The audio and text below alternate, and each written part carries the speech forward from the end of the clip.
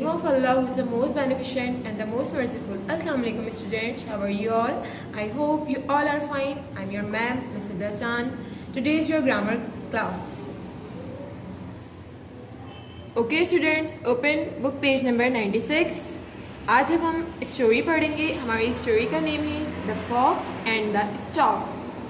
Fox आप सबको पता है कि किसे कहते हैं, लोमड़, और स्टॉक कहते हैं हम बगला को. बहुत इंटरेस्टिंग स्टोरी है स्टूडेंट्स, ये आपने मेरे साथ पढ़नी है और बहुत अच्छे से अंडरस्टैंड करनी है. ओके, अब हम स्टार्ट करते हैं अपनी story. One day, a fox invited his friend the stork to dinner. The stork cleaned her feathers and arrived at the fox's house. "Come in, my friend," said the fox. "Dinner is ready and I was waiting for you before I serve it." Now, the cunning fox just wanted to laugh at the stork, so he served a watery soup in a shallow dish. The poor stork, who had a long beak, could not eat the soup, while the fox made a very good meal by lapping it up until the dish shone. "I am so sorry you did not like your dinner." "You did not like your dinner," said the fox. Okay students, यहाँ पे story में आपको क्या बताया जा रहा है? देखिए स्टूडेंट्स, ये स्टॉक है और ये फॉक्स. एक दिन क्या होता है, फॉक्स जो है वो स्टॉक को जो है अपने घर पे डिनर पे जो है इनवाइट करता है.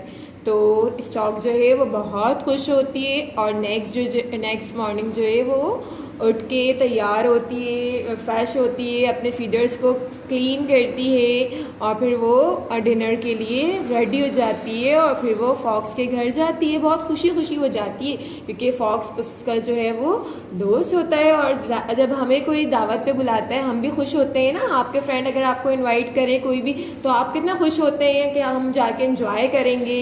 तो इसी तरीके से स्टॉक भी बहुत खुश होती है. फिर वो उसके घर जाती है तो पता है क्या होता है, फॉक्स जो होता है ना, वो जो है ना बहुत चालाक होता है और वो तरह तरह की चालें चलता रहता है. अब उसके जहन में एक चाल आई. उसने क्या किया, उसने उसके लिए डिनर तो बनाया, उसने स्टॉक के लिए डिनर बनाया और बहुत यम्मी सा उसने सूप बनाया उसके लिए. लेकिन उसने क्या किया, उसने वहाँ पे अपनी चालाकी दिखाई और उसने उस सूप को जो है एक शैलो डिश कहते हैं, मतलब एक लंबा सा मर्तबान होता है, पतली सी थाल होती है ना, उसमें उसने उस डिश को जो है, उस सूप को जो है सर्व करके स्टॉक के सामने पेश किया. अब स्टॉक जो है स्टॉक जो है उसकी चोंच जो है बहुत लंबी होती है ना. अब जाहिर सी बात है उसकी चोंच लंबी है तो वो तो सूप को नहीं पी सकती क्योंकि वो इतने बड़े से पतले सी वो डिश में है.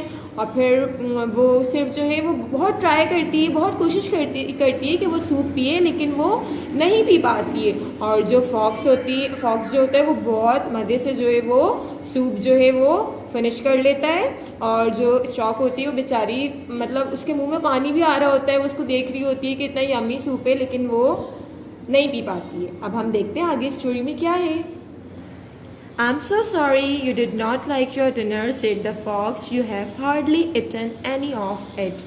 The stork was very hungry but too polite to say anything. She thanked the fox and invited him to dine at her place the very next day. The fox accepted. The next day, the fox brushed his fur, combed his tail, and cleaned his whiskers. He skipped happily all the way to the stork's house, hoping to eat a good dinner, for the stork was a good cook. "My dear fox," said the stork, "I am so glad you are on time. I have cooked a stew with big juicy pieces of meat in it." The fox licked his lips. The stork went into the kitchen and came out with a whistle with a long and narrow neck. The stew smelled delicious. "Shall we start?" asked the stork. She thrust her long beak into the jar and took out the pieces of meat. Eating her fill, the fox had to content himself with licking the gravy that ran down the sides of the vessel. When the stork dipped her beak in, "Have you had enough? Is not the meat tasty?" asked the stork. Oh yes, indeed it is, replied the fox. Replied the poor fox. He could not find fault with his hostess because she had only done to him what he had done to her. हाँ भाई students, अब आगे क्या हुआ?